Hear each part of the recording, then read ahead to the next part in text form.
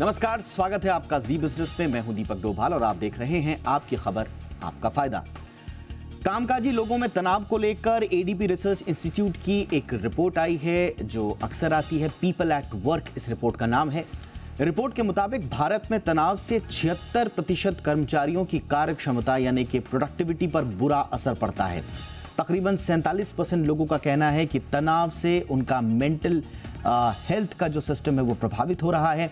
ऐसे में आज हम प्रोफेशनल्स पर तनाव से पड़ने वाले दुष्प्रभावों पर बात करेंगे, समझेंगे कि ऑफिस में तनाव को कैसे कम किया जा सकता है और रिपोर्ट में जो मैनेजर या बॉस से जो मदद मिलनी चाहिए कर्मचारी को मेंटल हेल्थ के मामले में, उस पर क्या कुछ कहा गया है, खासतौर से करेंगे इस पर चर्चा। पहले ये रिपोर्ट देखिए, लौट रहे हैं खास मेहमानों के साथ।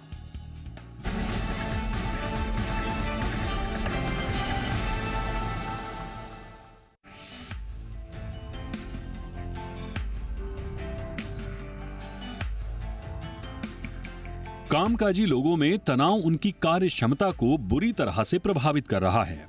एडीपी रिसर्च इंस्टीट्यूट की एक रिपोर्ट के मुताबिक 76% भारतीय कर्मचारियों को लगता है कि तनाव से उनके ऑफिस के काम पर बुरा प्रभाव पड़ता है। वहीं 49% भारतीय कर्मचारियों ने कहा है कि तनाव से उनका मानसिक स्वास्थ्य प्रभावित हो रहा है। ये हालात केवल भारतीय कर्मचारियों से ही नहीं जुड़े हैं। दरअसल 65% ग्लोबल वर्कफोर्स भी यही मानती है कि तनाव से उनके ऑफिस के कामकाज पर नकारात्मक असर पड़ता है। पीपल एट वर्क 2023 के तहत अ ग्लोबल वर्कफोर्स व्यू के नाम से जारी इस रिपोर्ट में 17 देशों के 32,000 कर्मचारियों को शामिल किया गया। सर्वे का मकसद कर्मचारियों के उनके काम के प्रति दृष्टिकोण को पता लगाना था। रिपोर्ट में एक चौंकाने वाली बात यह सामने आई है कि कर्मचारियों के कार्यस्थल पर जब मेंटल हेल्थ को लेकर कोई समस्या सामने आती है तो ऑफिस के मैनेजमेंट से उन्हें सपोर्ट नाम मात्र का ही मिलता है। हालांकि पिछले साल के मुकाबले इस साल इसमें सुधार देखने को मिला है। भारत की बात करें तो जहां पिछले साल ऑफिस के मैनेजमेंट से समर्थन मिलने का आंकड़ा जो महज 20% था, वहीं इस साल ये बढ़कर 28% पर आ गया। यानी ऑफिस के माहौल में सकारात्मक बदलाव देखने को मिला। बात ग्लोबल वर्कफोर्स की करें तो 2022 में कर्मचारियों को मैनेजमेंट से केवल 30% सपोर्ट मिला था। वहीं इस आंकड़े में सुधार आया है। इस साल यह आंकड़ा बढ़कर 36% के लेवल पर आ गया है। यानी ऑफिस के मैनेजमेंट के व्यवहार में पिछले साल के मुकाबले कुछ नरमी आई है। रिसर्च इंस्टीट्यूट एडीपी की माने तो ऑफिस में लिबरल एटमॉस्फेयर का होना कर्मचारियों और मैनेजमेंट दोनों के लिए मायने रखता है। इससे कर्मचारियों में विश्वास की भावना पनपती है, वहीं उनके काम करने की क्षमता भी बढ़ती है। मेंटल हेल्थ ठीक रहने से कर्मचारी बीमार कम पड़ते हैं और उन्हें ऑफिस से बेवजह छुट्टी नहीं लेनी पड़ती। ऑफिस के काम में बाधा नहीं पहुंचती और इससे कंपनी की प्रोडक्टिविटी बढ़ती है। वहीं डेलॉइट की एक ताजा रिपोर्ट में भी कुछ ऐसा ही कहा गया है, जिसके मुताबिक कर्मचारियों के खराब मेंटल हेल्थ की वजह से कर्मचारियों के छुट्टी लेने, नौकरी छोड़ने के चलते भारतीय कंपनियों को सालाना करीब $14 अरब का नुकसान होता है। सर्वे में कहा गया है कि करीब 47% कर्मचारी वर्कप्लेस के तनाव को झेल नहीं पाते और इसकी वजह से छुट्टी लेते हैं या नौकरी छोड़ देते हैं। फिलहाल तो तनाव को लेकर कई मल्टीनेशनल कंपनियां ऑफिस में योग और मेडिटेशन सेशन रखती हैं ताकि कर्मचारियों की मेंटल हेल्थ को दुरुस्त रखा जा सके। इससे न केवल कंपनी के कर्मचारी हेल्दी रहते हैं बल्कि ऑफिस की प्रोडक्टिविटी बढ़ती है, सो अलग। ब्यूरो रिपोर्ट, जी मीडिया। बहुत ही खास मेहमान आज की चर्चा के लिए हमारे साथ जुड़ चुके हैं। आज के मेहमानों का परिचय आपसे करा दें। हमारे साथ हैं सोनिका एरॉन, मैनेजिंग पार्टनर हैं marching sheep HR consulting firm है जो उनकी। बहुत बहुत स्वागत है सोनिका जी आपका हमारे शो पर। हमारे साथ है doctor Jyoti Kapoor, director and senior psychiatrist हैं मनस्थली की। बहुत बहुत स्वागत है डॉक्टर ज्योति आपका। और हमारे साथ है स्मिता दास जैन, लाइफ कोच हैं। स्मिता जी आपका भी बहुत बहुत स्वागत है। सोनिका जी, चर्चा की शुरुआत में आपसे ही करना चाहूँगा। ये नंबर थोड़ा सा मुझे चिंता में डाल रहा है। ग्लोबली 2/3 हैं इस तरह के वर्कर्स जो कह रहे हैं कि जो स्ट्रेस एडवर्सली इफेक्ट कर रहा है उनके कामकाज को, लेकिन भारत में 76%। इसका कारण क्या है? स्ट्रेस ज़्यादा बढ़ रहा है या हमारा स्ट्रेस वर्क मैनेजमेंट पुअर है? देखिए, ऐसे तो कहना बड़ा मुश्किल है कि एग्जैक्ट पिन पॉइंट करके, लेकिन अगर आप देखिए तो बहुत सारे पैरामीटर्स होते हैं किसी के भी स्ट्रेस बढ़ने के लिए। वर्क पे स्ट्रेस हो सकता है, और वर्क में स्ट्रेस बढ़ भी रहा है। अगर आप देखिए कितनी सारी इस साल के बिगनिंग में ले ऑफ्स हुए हैं, बहुत सारी कंपनीज में कुछ दिक्कतें आई हैं जिसकी वजह से ये ले ऑफ्स हुए हैं। जो ओवरऑल एक जिसे कहते हैं ना ठहराव इकोनॉमी में या एक बूम इकोनॉमी में, वो भी देखने को नहीं मिला है। अभी अभी हम कोविड से भी उभरे हैं, और जो एक सब कंपनीज एक पॉसिबली एक एक्सपेक्टेशन लेके चल रही हो कि हम एकदम रिकवर कर लेंगे पोस्ट कोविड, वो भी नहीं हुआ है। और उसकी वजह से बहुत और भी बहुत सारे स्ट्रेस हैं, जैसे कुछ लोगों की जॉब्स गई ड्यूरिंग कोविड, सो उसमें फाइनेंशियल इम्प्लीकेशंस हुए। कुछ लोगों के घर में बेरीफमेंट हुए, उसकी वजह से काफी इम्प्लीकेशंस हुए। तो हमारी लाइफ में काफी उथल पुथल रही है, तो उसकी वजह से स्ट्रेस है। अब उसके साथ काम भी करना है, तो एकदम ये एक लीनियर इक्वेशन नहीं है कि ये जो सारा स्ट्रेस है वो वर्क एनवायरनमेंट की वजह से ही है। Work can contribute, long hours can contribute, work environment can contribute, managerial behavior can contribute. But there are a lot more factors that contribute to a person's stress. And the way things have been over the last 2-3 years, it has all cascaded to where we are today. ये बड़ा important इसमें observation है इस report में doctor ज्योति। इसमें ये कह रहे हैं कि पैंडेमिक के टाइम पर तो देखा गया कि जो मैनेजर्स हैं, जो बॉसेस हैं, उन्होंने काफ़ी सपोर्ट किया, और शायद उसको लेकर अवेयरनेस भी थी डॉक्टर ज्योति। लेकिन अब ये रिपोर्ट कह रही है कि जैसे जैसे समय आगे बढ़ रहा है और हमने कोविड के उस काल को पीछे छोड़ दिया है, उससे शायद हम बाहर आने की कोशिश कर रहे हैं, वो सपोर्ट नहीं मिल पा रहा। तो क्या वो कोविड में जो माहौल बना हुआ था, मेंटल हेल्थ, एक दूसरे को सपोर्ट करना, वो समझ जो है, वो अंडरस्टैंडिंग जो है, वो धीरे धीरे खत्म हो रही है? रिपोर्ट तो यही कह रही है। दीपक, फ्रैंकली स्पीकिंग, कोविड से पहले और कोविड के बाद अगर देखा जाए तो दो डिफरेंट टाइप के वर्ड और जो हमारा जीवन शैली है उसमें काफ़ी बदलाव आ गया है, जिसके चलते जो स्ट्रेस के और स्ट्रेस मैनेजमेंट के जो पैरामीटर्स हैं वो काफ़ी बदल गए हैं। हम रोज़ अपने ओपीडी में इस तरह के लोगों को देखते हैं जिनको एंग्जाइटी है, मूड स्विंग्स है, डिप्रेशन है, और कहीं ना कहीं जो स्ट्रेसेस हैं वो परिवार के अलावा आपके वर्क स्ट्रेस से भी जुड़े हुए हैं। जो एक मेजर प्रॉब्लम आई कोविड के दौरान वो था जो बाउंड्री ब्रेक हो गई। जब आप वर्क फ्रॉम होम करने लगे तो आपका जो प्रोफेशनल और पर्सनल लाइफ है उसमें जो एक लाइन ड्रॉ कर सकता था आदमी, वो काफ़ी कम हो गया था। साथ साथ 2 साल के अंतराल में लोगों ने एक तरीके का जो अपनी पर्सनल और प्रोफेशनल लाइफ का जो मर्जिंग किया था, अब उसको वापस से किसी किसी को चेंज करने में दिक्कत आ रही है। जब उनके ऑफिस खुल गए हैं, उनको वापस ऑफिस में जाना है, उनको काम करना है। खासकर अगर हम फीमेल एम्प्लॉयज़ की बात करते हैं तो वो अपना ट्रैवलिंग टाइम और ये सब को लेके उनको वहाँ पे प्रॉब्लम आ रही है। दूसरी तरफ जब मार्केट डाउन जाती हैं और आपसे एक्सपेक्टेशंस बढ़ती हैं तो उसका सारा का सारा जो फोकस है वो एम्प्लॉय पॉपुलेशन पर आता है कि अब हमारा जो टर्नओवर है वो कम हो रहा है, हमें उसे बढ़ाना है, तो प्रेशर आता है परफॉर्म करने का।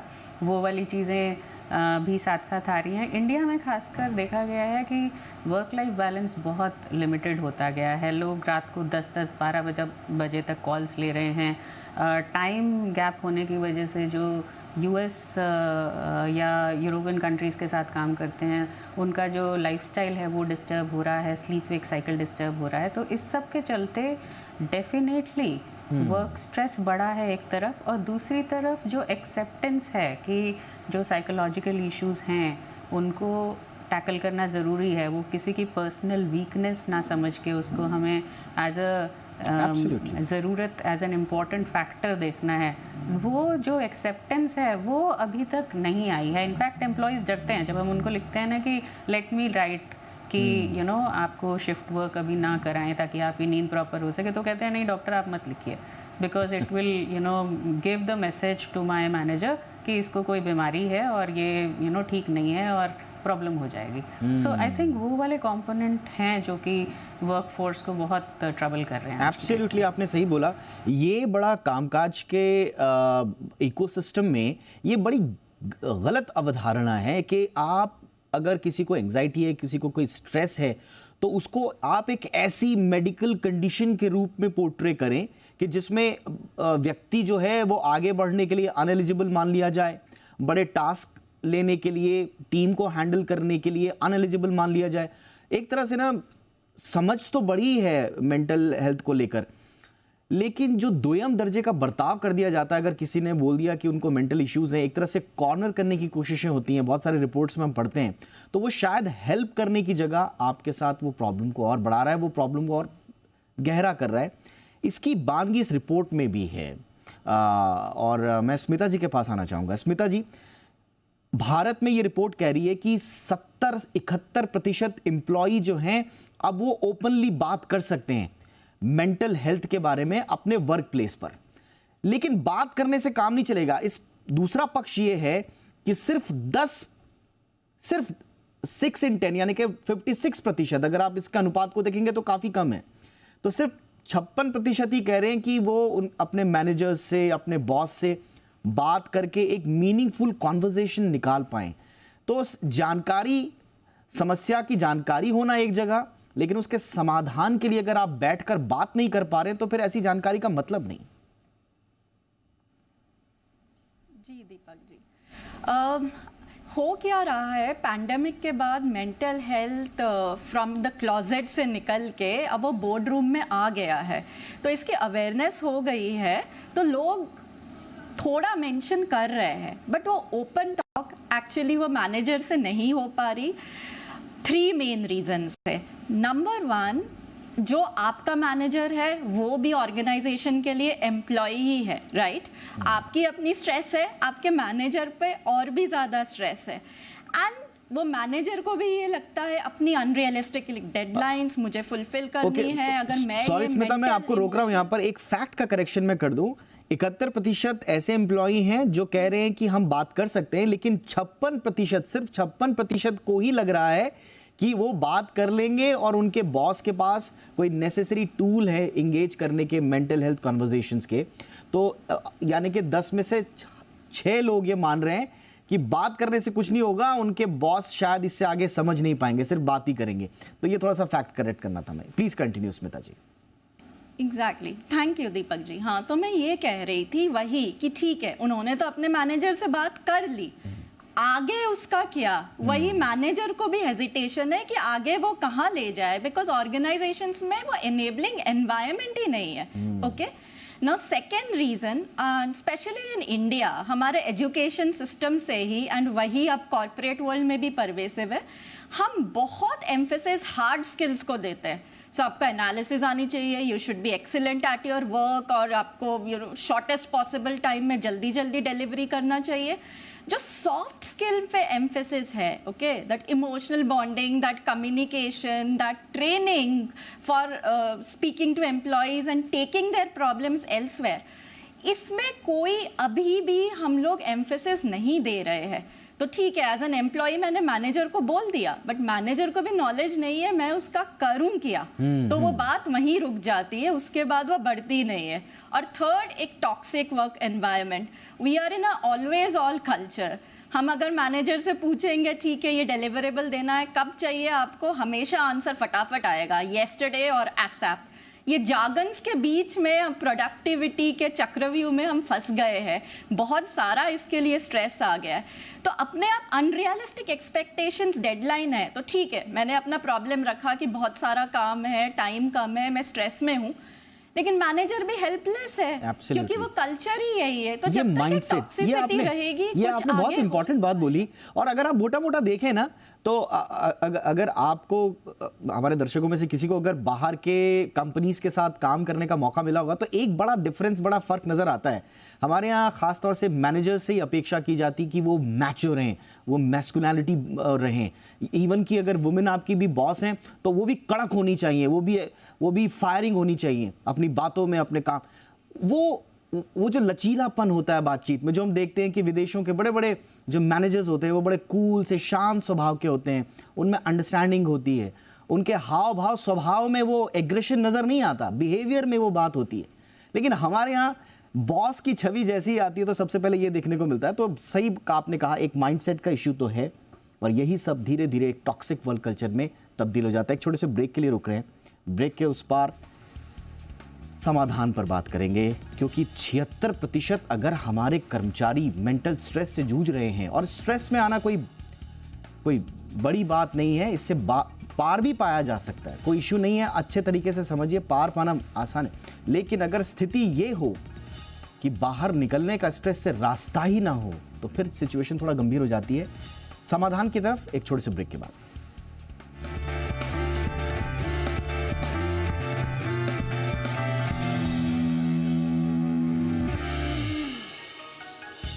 ब्रेक के बाद आपका स्वागत है।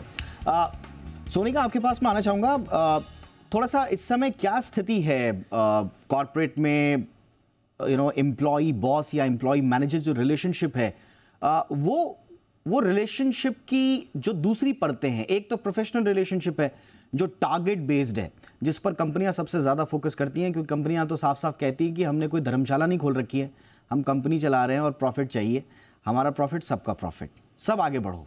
बड़ा सिंपल स्ट्रेट फलसफा है।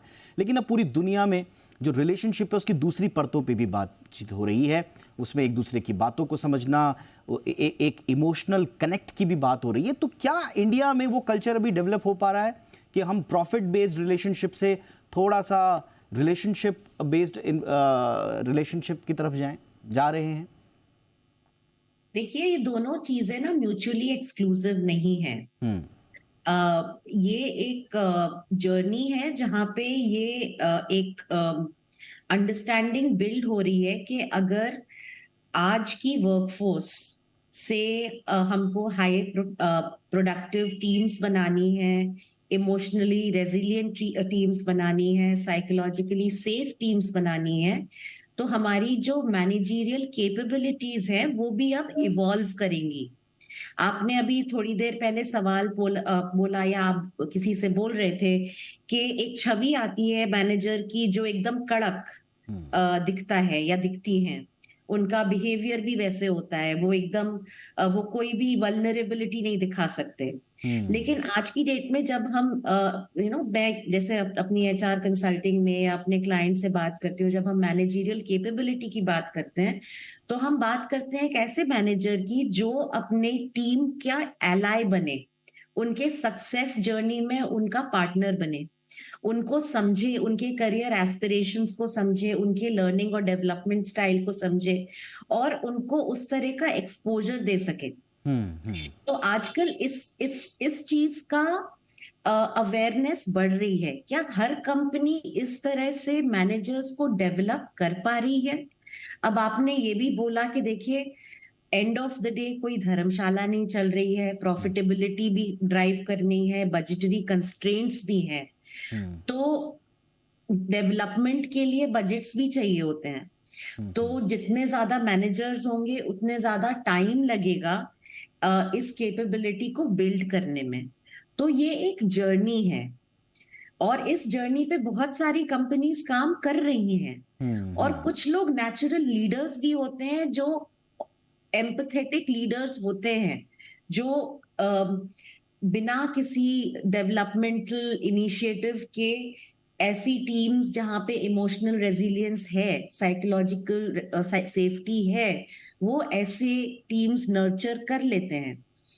मैं एक चीज और बोलना चाहूंगी कि अगर इस प्रॉब्लम का सही में तोड़ ढूंढना है तो एम्प्लॉयज में भी ये लाइफ स्किल बिल्ड करनी पड़ेगी। देखिए, एक बार आप काउंसलर के पास पहुंच गए मतलब दिक्कत आ गई, लेकिन अगर मैं एज एन एम्प्लॉय अगर मैं ये समझ सकूं कि मेरे लिए स्ट्रेस ट्रिगर क्या है और मेरा कोपिंग मैकेनिज्म क्या है, तो मैं उसको शुरुआत में ही पकड़ सकती हूँ। और उसका तोड़ निकाल सकती हूँ। तो हमको एम्प्लॉइज के साथ भी काम करना एब्सोल्युटली, है। वो तो इंडिविजुअल लेवल पे बिल्कुल सही बात है कि इंडिविजुअल लेवल पे भी स्ट्रेस को हैंडल करना, उसको मैनेज करना, ये आज की डेट में अब सबको आ जाना चाहिए। लेकिन हम बार बार क्यों करें, क्योंकि रिपोर्ट में ये हाईलाइटेड है कि वो जब एक बाहर का रास्ता ढूंढने की कोशिश करता है तो क्या उसे वो प्रॉपर सपोर्ट उसके मैनेजर या लीडर से मिल पा रहा है या नहीं, ये एक प्रश्न चिन्ह। फटाफट से डॉक्टर ज्योति, क्या करना होगा एग्जैक्टली साइकोलॉजिकली स्ट्रॉन्ग, रिजिलियंट और साथ ही साथ में टारगेट ड्रिवन जो एक टीम बनाने की हम बात करते हैं, वो बैलेंस कैसे हो? दीपक, सबसे अहम सवाल यही है कि करना कैसे है, बिकॉज वी नो कि करना है और इस बारे में हम बात कर रहे हैं, पर कैसे करना है वो ही नहीं हो पा रहा।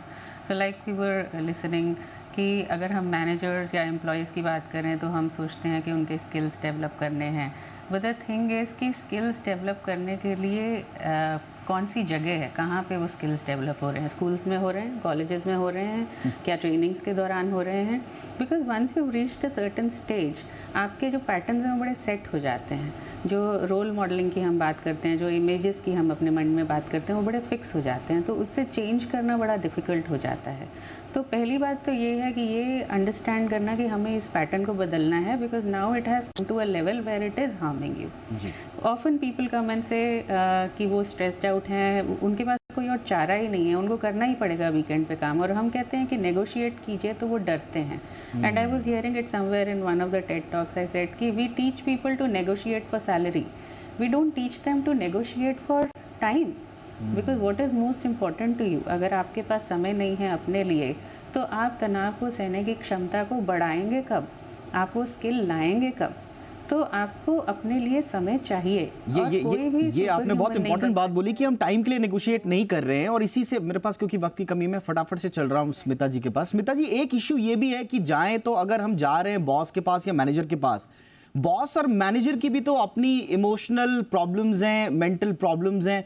अभी तो हम ये नहीं कह सकते कि कौन मेरा मेंटोर हो जाएगा इसमें, कौन मेरे को बाहर निकाल देगा, जब सामने वाला खुद भी संभवतः उन्हीं परिस्थितियों से जूझ रहा है। तो ये एक ऐसी कहानी है जिसमें सब मरीज हैं। जी दीपक जी, बिल्कुल सही कहा। ये actually right at the top level he organisations को काम करना पड़ेगा।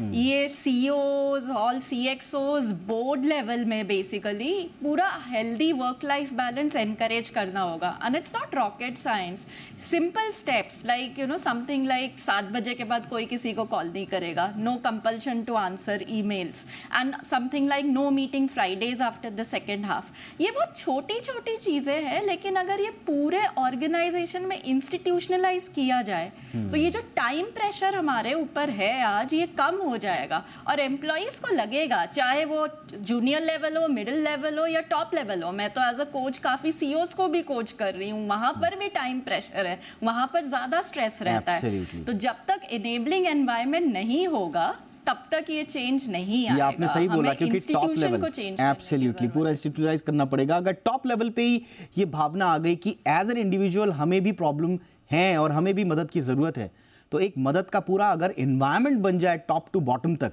तो संभवतः फिर अपने आप एक बेहतर इकोसिस्टम बन पाएगा। बहुत बहुत शुक्रिया आप तीनों का वक्त निकालने के लिए। Doctor Jyoti, thank you so much ma'am. Smita ji, बहुत बहुत शुक्रिया आपका। Sonika ji, thank you so much. आपकी खबर, आपका फायदा में इतना ही। इजाजत दें, नमस्कार।